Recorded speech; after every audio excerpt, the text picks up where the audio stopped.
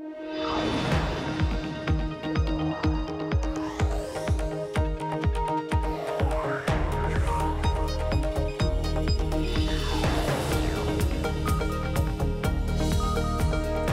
Emily Chang, and this is the best of Bloomberg Technology, where we bring you all our top interviews from this week in tech. Coming up, Salesforce's outspoken CEO Marc Benioff on his new co-CEO, his new magazine, and the responsibility tech leaders have to shape the world. Plus, filtering out, Instagram's founders are leaving Facebook. The surprise exit raising concerns over the future of the social network and its competition with Snapchat. And big tech and Congress agree on the need for stronger digital privacy laws. The question is, how far should those laws go? We will wrap the latest hearings on the Hill. First to our top story, Salesforce kicked off its annual Dreamforce conference this week in San Francisco with a record 170,000 attendees. And this year, the company's outspoken co-founder, Marc Benioff, had a lot to talk about. In the last few months, Benioff bought the iconic but struggling media property Time magazine. He's opened the Salesforce Tower, the tallest building to the west of the Mississippi, and he appointed a co-CEO, promoting Keith Block to the top job. We sat down with Benioff for a wide-ranging interview about the state of the company, the economy, and Facebook, a company he says should be regulated like big tobacco. And as usual, he didn't hold back his opinions. I started by asking why Benioff decided to share his job and his title. Keith is fabulous.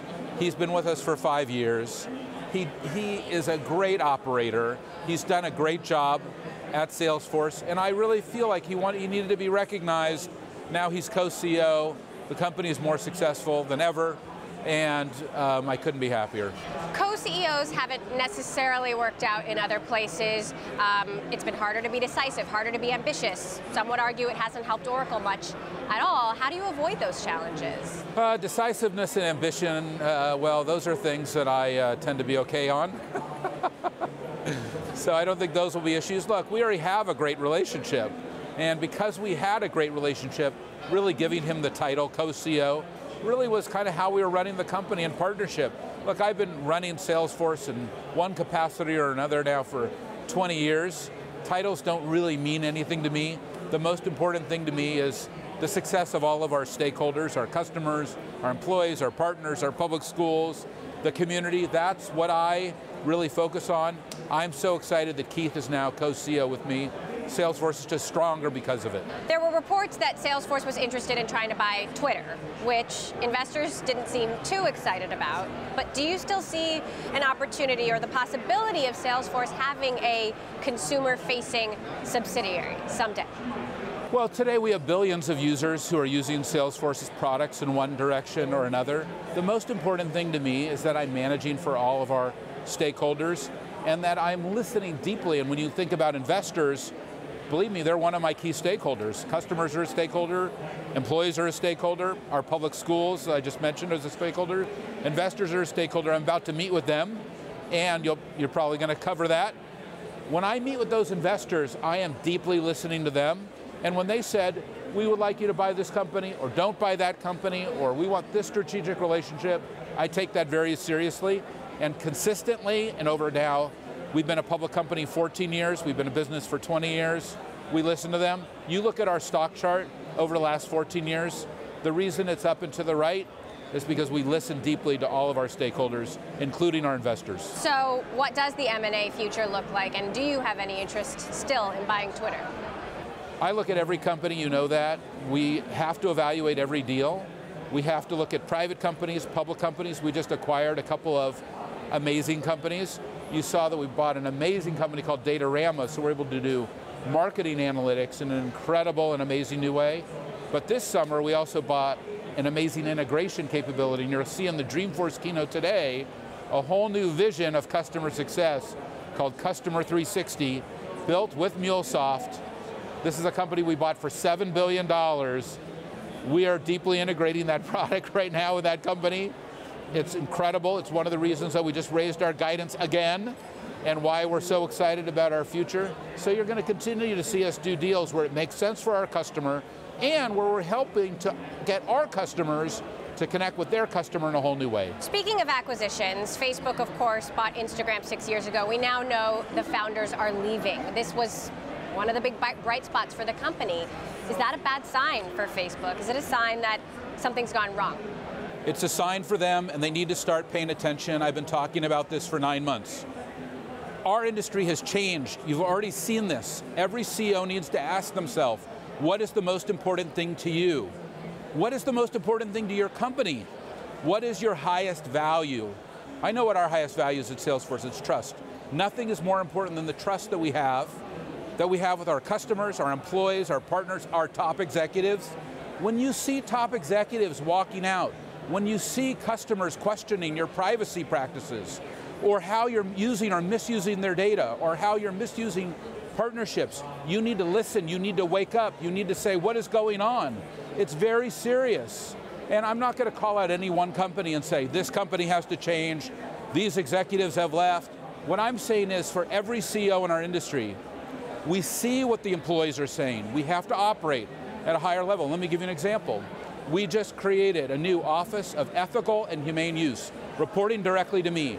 Because when employees have concerns, or customers or partners or other stakeholders, I want them to be able to come directly to me and have that conversation. We're in the fourth industrial revolution, and everyone wants to know, is your product being used ethically and humanely? Every company has to operate at a higher standard. Every enterprise company like us, and every consumer company like a Facebook and others. Every CEO has to look at this. It's very serious, and that's why the government is involved. You know, I called for regulation in January at the World Economic Forum. Right, you said that Facebook should be regulated like big tobacco. That was before Cambridge Analytica. That was before they were called to testify. Yes. How should they be regulated now? How do you think they should be regulated? Facebook is the new cigarettes. It's addictive, it's not good for you. Consumers need to be aware of what can happen. That's why the government is involved and needs to be more involved in the regulation of Facebook and other social media companies.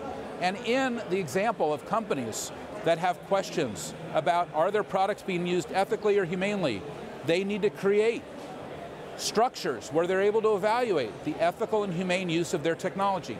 Technology is never good or bad. It's never good or bad. It's how you use the technology that matters. But you have to be crystal clear with your employees, your customers, your partners, with everybody, what your values are, what your practices are. And if you don't, then you're going to see customers leave you, or executives leave you, or employees leave you. And we have examples of that now throughout our whole industry this year. You know that. You've been reporting on them. You're going to see more of this until CEOs change. They all need to change, and they need to pay attention. That's true for me. That's true for every CEO in our industry. You think Mark Zuckerberg's not paying attention? I think every CEO has to get to another level of excellence. There's no question. Look, in the fourth industrial revolution, Emily, we're all connected. Everyone and everything is connected. You know that. Look at this show. It's amazing what is happening, the examples. But when everything is connected, everything is changed. And behind all of this is our core values of our company, built on trust. Those companies also have to articulate, what are their values? What is important to them? What are they willing to stand for? And then we'll know if they're really acting correctly, because their employees will stay, their executives will stay, their customers will stay, their shareholders will stay. And you will not have that question. It should not be a question that any reporter or any CEO has to ask. Now, we all have to look at this very deeply right now. You have had some employees be critical of the work that Salesforce does with U.S. Customs and Border Protection. You said that your software isn't involved in family separations. There are some protests happening outside. We've heard some customers aren't happy. What's your response to that? Well, I think that this is a time, a moment in history, where I, the CEO of Salesforce, and every CEO has to deeply listen to every stakeholder. And if 15 people show up outside the conference, even if we have 170,000 people here, I don't dismiss them. I listen to them. I have engaged with them. And every employee and everyone who's asked a question, I personally have called. And based on that, what I heard was, are you deeply committed to the ethical and humane use of the technology? Wow, yes, I am. Show us. So I've created a whole new structure in the company, a whole Office of Ethical and Humane Use, run by Tony Proffitt, our Chief Equality Officer. And we have partnered with the leading ethics organizations in the world to build a structure that we can bring everyone in and have this conversation. This conversation is not going away. It's not. Because now that technology is at the center of everything that we do, ethics are at the center of everything that we do, and every CEO will have to answer that question: are you operating ethically and humanely? You and your wife Lynn are buying Time magazine.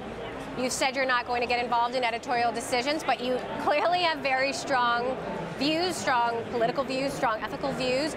How do you plan to run this magazine? And is it not, how can it not be an opportunity to take a moral stand?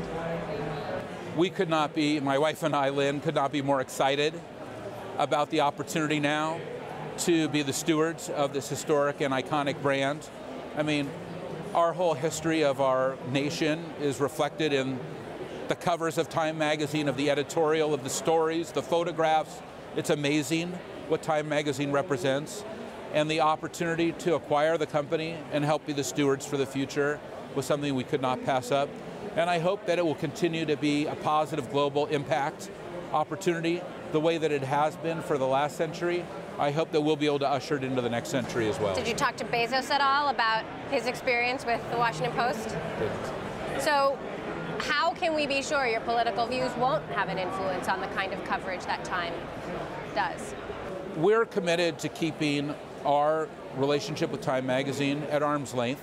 The editorial team is one of the best in the world. Everybody knows that. We're going to maintain that incredible editorial team, incredible editorial leadership, and deliver a world-class product.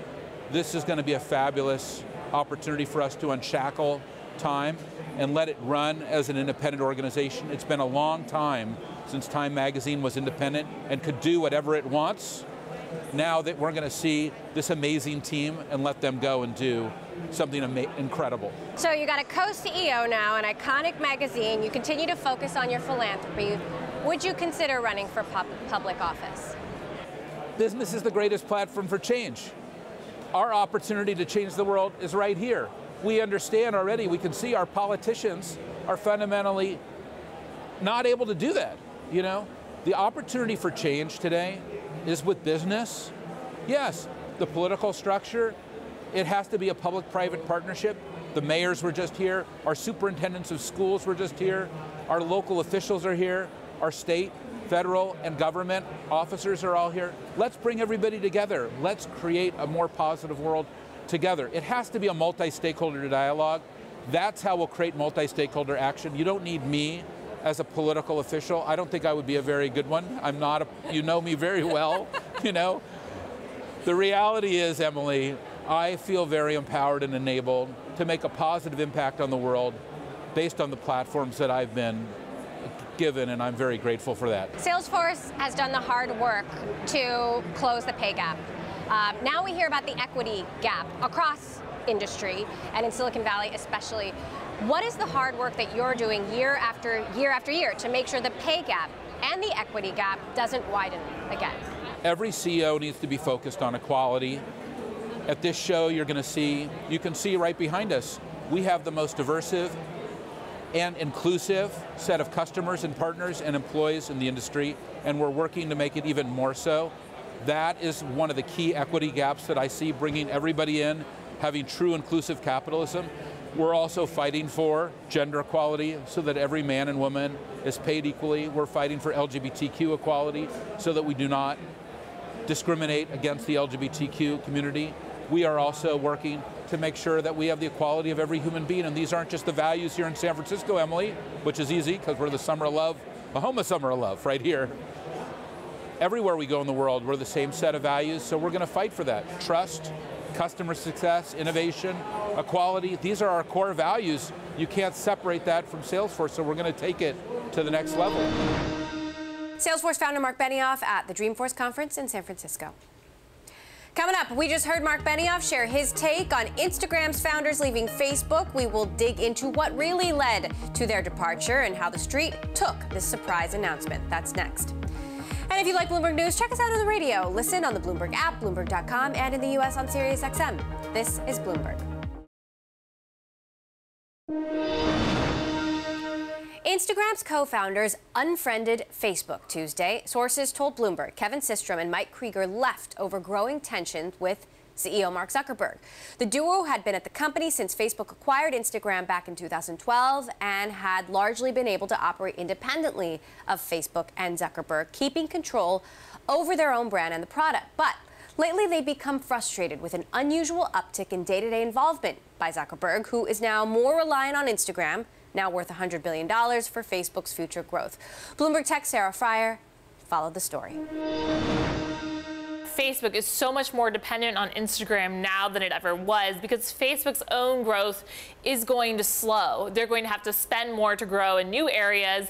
And Instagram is so crucial to that picture because it just hit 1 billion users, but there's many more users they can still add. The advertising business is thriving, and they have this new product, Stories, that everyone wants to use. So there's been a lot more attention paid to the ways that Instagram could drive traffic to Facebook, which is kind of a new dynamic. Basically, in the past, Instagram was very dependent on Facebook for its growth. Now, Facebook is becoming more dependent on Instagram. Now, 2 years ago, I sat down with Kevin Systrom, and I asked him, do you regret selling? You know, Facebook bought Instagram for $1 billion, and then they went on to buy WhatsApp for $20 billion. And of course, he said no. And he talked about all the great things that Facebook had done for Instagram, and he also talked about how great it was to work with Mark Zuckerberg. Take a listen to what he told me 2 years ago.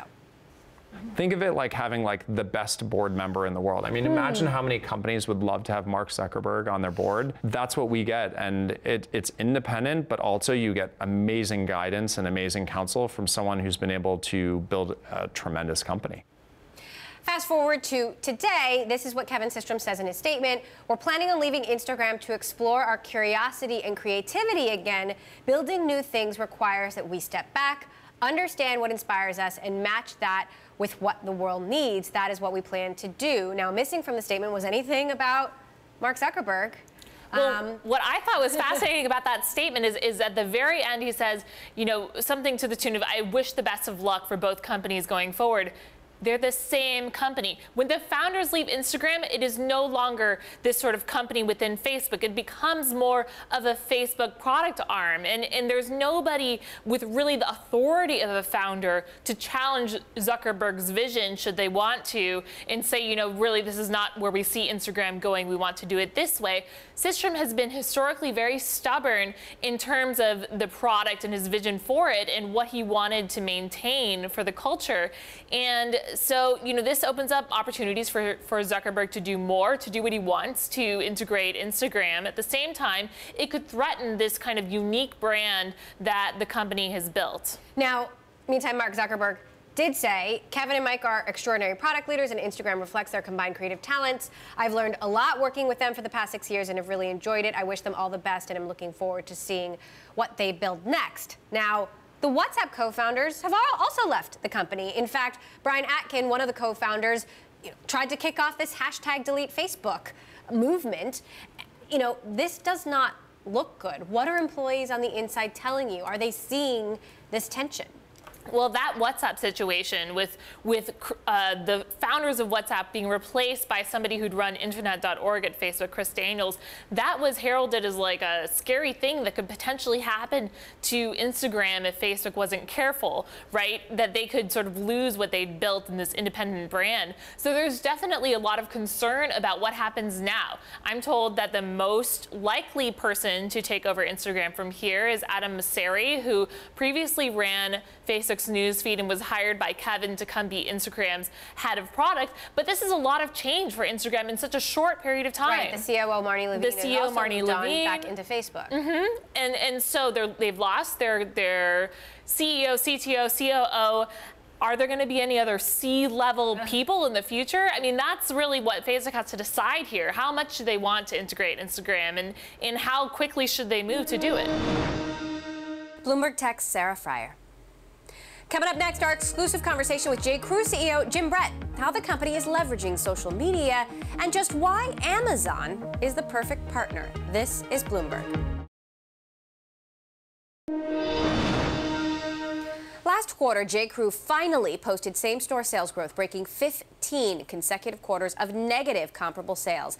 In the last 2 weeks, CEO Jim Brett relaunched the brand. For a new Retail Interrupted series, Brett joined Bloomberg's retail reporter Emily Chang for an exclusive interview, where he also talked about the company's recent decision to sell its Mercantile brand on Amazon. I really don't believe that we compete with Amazon on the main J.Crew line. I see the products that are being sold on Amazon as more value-oriented.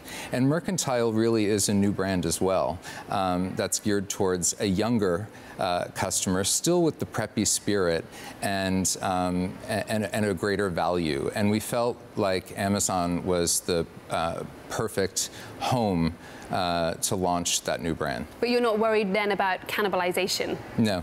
Not at all? No. Are you concerned at all about how they might use your sales data? I think we have a strong partnership with Amazon, and I believe that we will maximize the sales for J.Crew Mercantile by growing J.Crew Mercantile. Do you envisage further J.Crew Group brands being sold on Amazon? Not at the moment. Not at the moment, not in the near future? You also developed a number of other third-party relationships. More recently, obviously, Nordstrom, Net-a-Porter, ASOS. How big a part of the business do you see wholesale becoming for J.Crew? So in the short term, wholesale has been a huge global opportunity for us. We have our wonderful relationship in the US with Nordstrom, but we did not have relationships across the globe. So recently, we launched all across Europe in all of the major department stores and in South America as well, and we're exploring opportunities in Asia now. 2 weeks ago, you relaunched the J.Crew brand. What sort of response have you had from customers? Are you seeing increased traffic, higher sales? We're excited about the relaunch.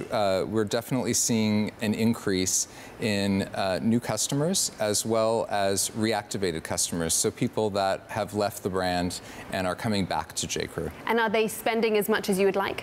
They are. It's an exciting time. When I started, I received so many emails from customers saying, I loved J.Crew, but I've grown out of the brand, meaning physically. It doesn't fit me anymore. And we are now receiving so many comments via social media of people who are so happy to be able to shop the brand again. So inclusivity isn't just about trying to be everything to everybody. It's about, in whatever you're doing, including as many people as possible. In fact, we received a comment on Instagram from a woman who said, "Thank you so much for showing the extended sizes. Please keep doing it. It helps me a lot." You've talked there a lot about engagement through social media. That was another thing that we saw with the relaunch, is change in marketing strategy, or a shift really to more digital marketing. Have you also relaunched what I guess I would call the back end of the business as well? How much have supply chains changed? How much has inventory management changed at J.Crew? So that's really the work that's been happening over the past year. So a lot of it has changed. We have organize the business to be able to be more responsive to the customer needs, essentially a more customer-centric back-end process. That was J.Crew CEO Jim Brett in an exclusive interview with Bloomberg's Emily Chang. Still ahead, big tech on the Hill talking digital privacy, and there was some disagreement with Congress on regulation. We'll hear what next. And Bloomberg Tech is live streaming on Twitter. You can check us out at Technology, and be sure to follow our global breaking news network, TikTok, on Twitter. This is Bloomberg.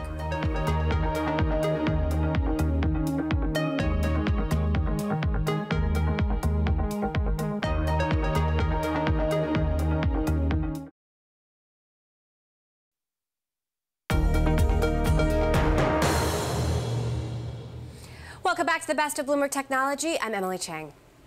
Well, looks like big tech and Congress agree on one thing, that there is a need for stronger consumer digital privacy laws. Take a listen to what Len Calley, AT&T Senior Vice President for Public Policy, told senators on Wednesday. AT&T welcomes today's conversation. We believe it is important for Congress to weigh in on the issue of privacy and provide consumers and business clear national rules concerning how consumer information is used, shared, and protected, regardless of the company that collects it. We are not newcomers to this position, And now there appears to be growing agreement about the need for a new and comprehensive federal privacy law. Callie was one of 6 representatives from big tech companies, including Apple, Google, Amazon, Twitter, and Charter Communications, testifying before members of the Senate Commerce Committee. And while they agreed with senators on the need for new regulation, they differed on the details of how those new laws need to work. Bloomberg's Selena Wang spoke to Michael Beckerman, the CEO of the Internet Association, a tech lobbying group that represents Amazon, Google, and Twitter, and Bloomberg's Ben Brody, who covers lobbying on the Hill. I do think it says a lot that our members, in particular internet companies, are pushing so hard for a national framework to give meaningful control and meaningful transparency to all Americans over their data. You should know who has your information, how they're using it, and we're calling on Congress to pass a law that will have a unified standard for our whole country that protects people, but also allows for the innovation that has made our internet sector so vibrant here in the United States. Now, Ben, Richard Blumenthal and a few other lawmakers called out these tech companies for, yes, supporting very high-level ideas, but when it actually comes to the bill, they'll kill it with their teeth. So do you think these tech companies are actually committed to this process? Well, that's something Michael certainly can speak to. I do think the details are going to be really, really interesting. There were a lot of moments where senators urged the various officials who were testifying to sort of weigh in on a particular issue, and what they often said was maybe, or qualified no, or qualified yes. You know, look, this is the law, and the language matters, and so it's a little bit hard to sort of go into a hearing environment and toss off an idea and ask someone to weigh in on it or not. But I do think that when it comes to drafting that language, there absolutely are going to be a lot of differences of opinion within tech and then also outside of tech that I think are going to be worth watching. One of the big ones that I'm watching is definitely going to be enforcement, and I do think some of Michael's folks will be talking heavily about how they want that to look. And now, Michael, many of the Internet Association companies have been very critical of GDPR, and I just want us to take a quick listen to this exchange between a senator and Google about GDPR. Offhand, any idea on how many human hours it might have taken for Google's workforce to bring the company into compliance with the GDPR? We do have some analysis of that I would be happy to share with your staff, sir. I don't have those numbers available with me today. Would you estimate that it was in the thousands of hours? I would estimate that it was in the hundreds of years of human time. Hundreds of years of human time. Michael, what do you make of that? GDPR is very complicated. It's still being implemented, and folks are complying with it, particularly our member companies. But it is a very complicated law, and one maybe that's not best for innovation or startups. There are many American newspapers, for example, that have decided they'd had to shut down their websites in Europe. Even Outback Steakhouse closed their website down in Europe because they couldn't figure out how to comply with it. And this is exactly why we need an American approach. We need a federal law here in the United States that shows that we can be leaders in technology, but also we can be leaders in privacy protections. And we need to get it right. The details matter. We're behind this 110%, and we're already working on text, and we're willing to sit down with all lawmakers on both sides of the aisle to make sure this gets done. And now, Ben, Chairman Thune spoke with reporters after the hearing, and he spoke about data security. What did you learn?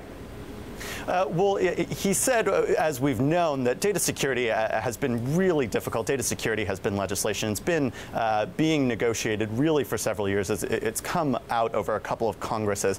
This is interesting because security is one of the issues that we've heard, as we've gotten this sort of consensus from industry just over the last days and weeks, that security has to be a big part of this. So I think that's another issue that I'm going to be watching, where companies within tech and then companies outside of tech are going to be really talking pretty strenuously about what it means to have security, and especially who has the burden for that, and then what it looks like if that goes wrong. Now, Michael, almost all of the privacy proposals that have been floated by the tech community suggest that a federal legislation should preempt the California state privacy law. So what are the key flaws that they see in this California data privacy law? Well, a couple of things. One, people's expectation of privacy doesn't change as you cross from state to state. And it doesn't make sense if you're driving or flying across the country to kick into brand new privacy laws as you go from border to border, or if you're FaceTiming with your grandmother in another state to have the two of you be under different privacy laws. I don't think makes a lot of sense. As it relates to the California law, they just got it wrong. This is something they pushed through in a very short period of time. GDPR, as complicated as it took years to draft and implement, California did it in days. And also there are things in the California law that we think make people less private and less safe. There are provisions in the law that prohibit companies from anonymizing and de-identifying information. You can't aggregate information that's not associated with people to meet the requirements of the law, and I think that's something that's flawed, and we can do a better job. We should have a state-of-the-art, best-in-class, best-in-the-world privacy law that protects all 50 states and not a piecemeal approach. Ben, what's your take on what Michael just said? Consumer advocates have a very different perspective about the California data privacy law and the role that states should play in this conversation. Yeah, absolutely. A lot of them would like to defend tougher state laws. You know, if states want to go strict, they say, you know, there's no reason we should stop that. Increasingly, what I'm hearing out of the consumers is that they want the federal law to essentially be a baseline, but it's something that the states can go over and above. I do expect that that'll be another point of tension, not so much within industry, but between industry and the consumer point of view. And I think it's important to note that this was an industry hearing, but the chairman, John Thune, said that there would be in early October a hearing with consumer advocates, including somebody who was Alistair McTaggart, a real estate developer, who was kind of behind that privacy law that went into effect in California. Michael Beckerman of the Internet Association and Bloomberg's Ben Brody. Coming up, the EU has cracked down on Google, Facebook, and Twitter. Now, its latest target is Amazon. We will hear from EU Competition Commissioner Marc Benioff on its most recent probe into the U.S. e-commerce giant. And the woman who helped transform GE has written a new book to help guide other companies. We'll hear from Beth Comstock later. This is Bloomberg.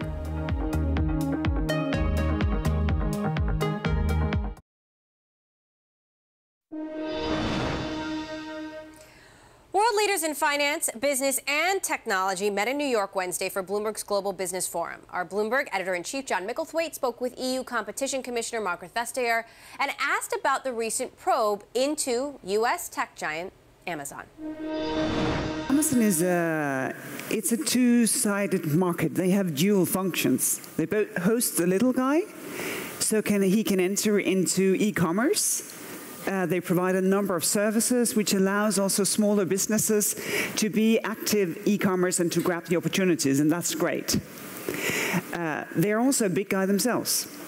Bookstore, you know, everything. Groceries, movies, the works. And they, of course, get all the data from the little guy, and we want to understand how this data is being used. Because this is all about competition. Because when we say innovation, well, competition is the most important driver for innovation, for you to stay ahead of your competitor. And do you think the future is a bit like telecoms companies, or maybe what happened with Microsoft many years ago, where you have a platform company which is then forced to let other people trade and have access to that platform? Well, I think that's very difficult to say because, as it was just said in the video, this is a revolution. Things change, and we haven't even seen what is coming with quantum computing, blockchain sort of really pulling off. So we probably have a platform economy that's much more diverse than what we have seen, which is why, of course, it's important for us to understand, well, what is the new big? How are companies that benefit from networks effects, from huge amounts of data, from marginal costs approaching zero, how do they compete? And for us, that, of course, is the important thing. Do you think in some ways competition law has been left behind by big tech? You have these companies where you talked about network effects. It is very difficult to intervene until after they have created these, I suppose, near monopolies, as some people would see them. Well, I think our principles are fine because they are about human nature. And we don't change, unfortunately. With all our good sides and bad sides, I think we remain the same. But of course, in the regulation, we need to stay alert because you can be big. In Europe, you can be successful. But you shouldn't misuse your power. This is actually the story of the 2 Google fines. Very successful, very welcome in Europe, but we find that they misuse their power for competitors not to be as innovative as they ought to, for consumers not to be able to enjoy the benefits of choice, innovation, affordable prices. And that, of course, is where we have to be very, very vigilant. But isn't the Google thing an example of what I just said? You know, it took you 7 years. In tech, 7 years is a lifetime. Yes, part of that is part of the game, because there is an asymmetry in every kind of law enforcement. Because in another example, it takes 5 minutes to break into your home. It will take the police and the court system quite some time to find the guilty person, to get him or her convicted and put away. Hopefully not 7 years. I don't know. No, but you still have responsibility to due process. Because we live in a union based on the rule of law, and we will never, ever compromise on your right to defend yourself. That being said, of course, we can use algorithms too. We can too use all the tools of a digital world in order for us to be more speedy. And do you think tech firms have simply become too big in some cases? No, I don't think as such that you can make that conclusion, but I think they can be much more transparent. My colleagues have made, I think, very, very good proposals to ensure transparency in the relationship between the smaller business and the platform. And that, I think, is very much needed. The transparency, the willingness actually to deal with people, and to be much more sort of clear that they respect your privacy, your ownership of your own data, so that we as citizens feel that we can build trust with technology. That was EU Competition Commissioner Margrethe Vestager with Bloomberg Editor-in-Chief John Micklethwaite at the annual Bloomberg Global Business Forum in New York. Now, Aoife White, who covers EU antitrust for Bloomberg, joined us Thursday to tell us more about Vestager's plans for making sure big tech firms play fair.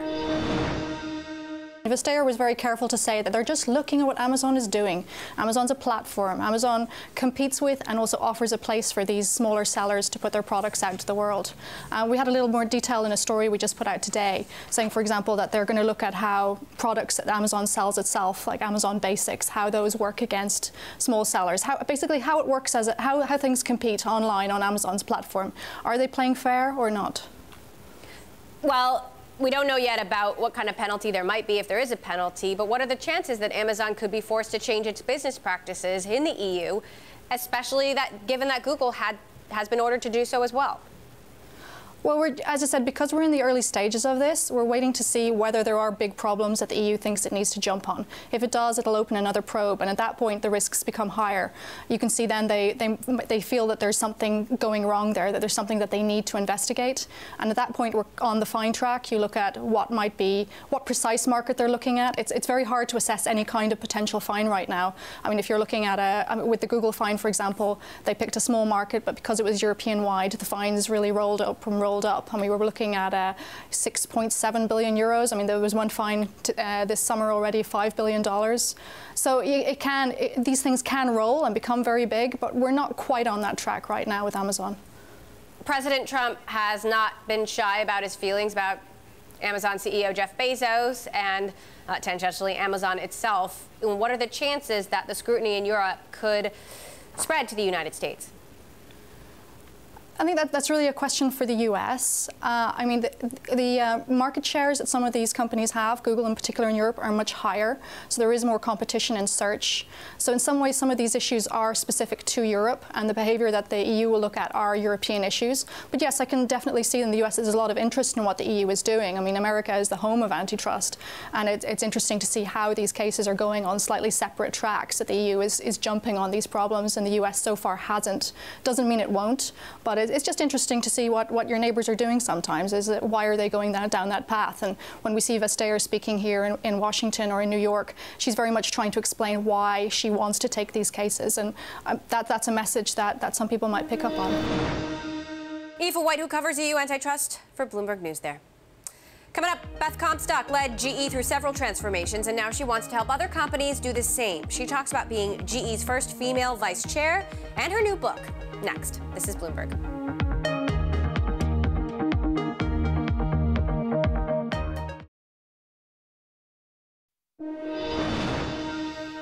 Beth Comstock helped navigate GE through many successful transformations, as well as some ups and downs.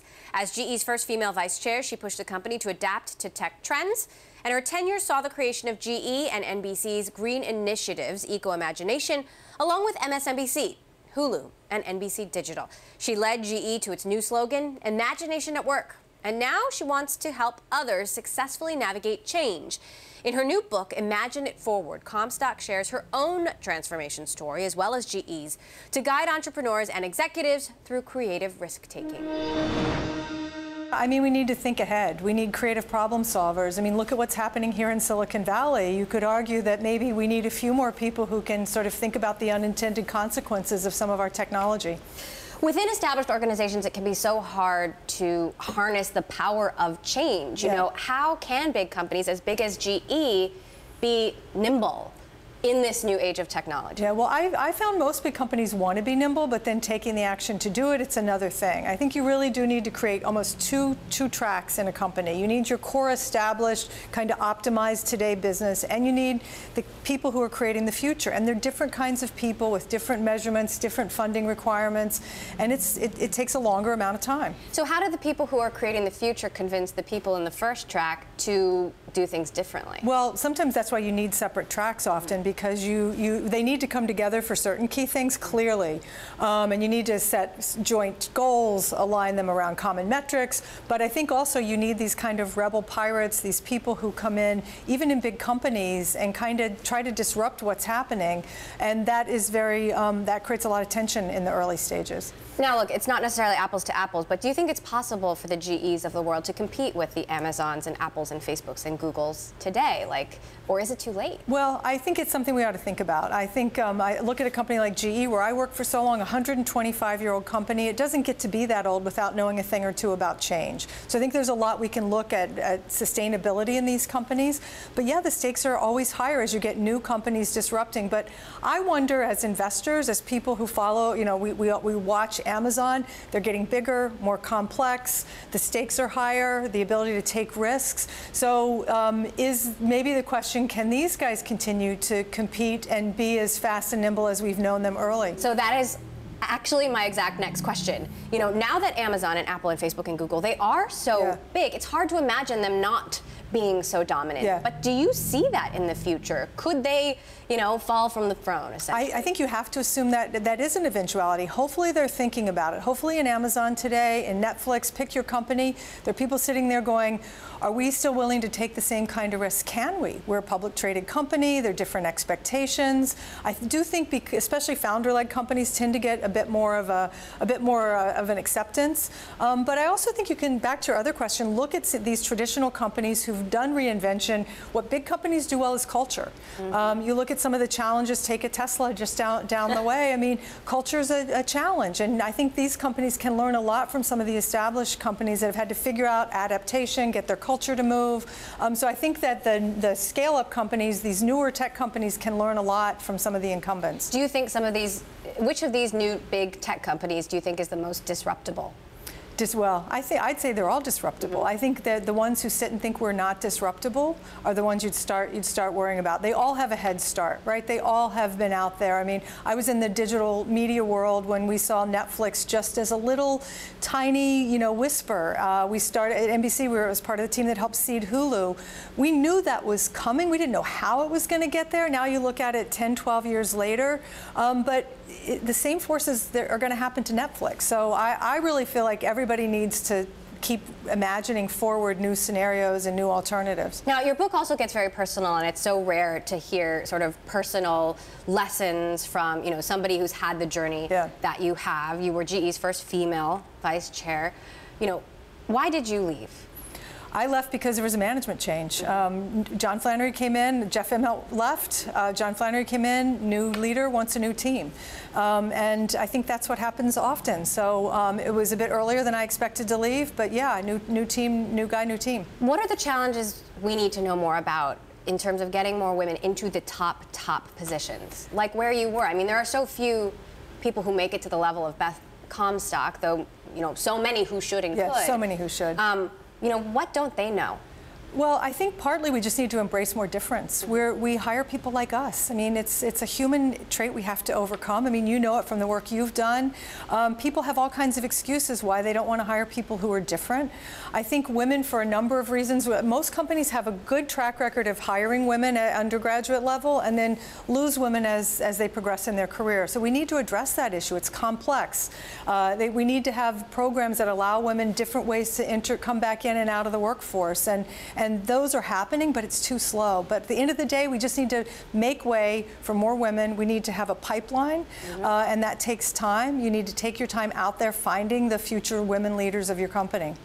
You have a killer line in my book where you challenge a male venture capitalist who had said, we're looking very hard for women, but we're not prepared to lower our standards. And you said, well, who created the standards? And you can't find any women who qualify? That's absurd. Yeah. What do you think what are some of the real reasons behind the scenes that more women aren't getting hired, that more minorities aren't getting hired? Because, you know, we're half the population. Yeah. Well, people, one, they don't want to take a risk on something different. It's not proven. There's just this belief that if they haven't had the same path as us, gone to the same school, had the same kind of job, they can't clearly be as capable at this job. You document that well. I love the whole discussion of meritocracy and even the false promise of meritocracy. Who's setting the merits? And so I'd like to believe many people are well-meaning in that, but they aren't maybe thinking through enough and exposing themselves and challenging their thinking to say, is this really true? Am I doing enough to challenge that belief? And so I think we just let it pass. People are not taking enough risks to hire people who are different, disruptive, and potentially going to build a brighter new future. It's the risk, I think, at the end of the day. We don't use the word visionary and genius to describe women, and yet we use that word to describe dozens and dozens and dozens of men. How fast do you see change happening? Though people always ask me, like, how optimistic are you? And I'm like, I couldn't be doing this if I wasn't optimistic. But you know, you've been there in the trenches, behind the scenes. How fast are we really going to see the numbers shift? Well, I'm optimistic to feel there's a lot of energy. I think there are a lot of people saying we've got to make a change. We have to. I wish it were faster. And frankly, for having worked a whole career now, 25 plus years, I wish there would have been more change. It's disappointing. It's frustrating. I see it for my daughters, for young women coming up, that like, some of this should have changed by now. You mean the salary issues are still what they are? You mean you're still having to work, you know, much harder, prove things in a much harder way? How is that possible? What's next for you?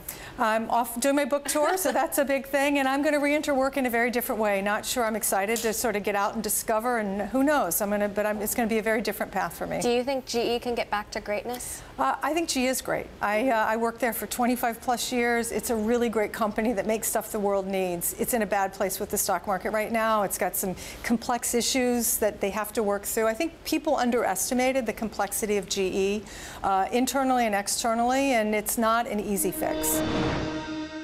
Beth Comstock, GE's former vice chair and author of Imagine It Forward. And that does it for this edition of the Best of Bloomberg Technology. We will bring you all the latest in tech throughout the week. Tune in every day, 5 p.m. in New York, 2 p.m. in San Francisco. And Bloomberg Tech is live streaming on Twitter. You can check us out at Technology. And be sure to follow our global breaking news network, TikTok, on Twitter. This is Bloomberg.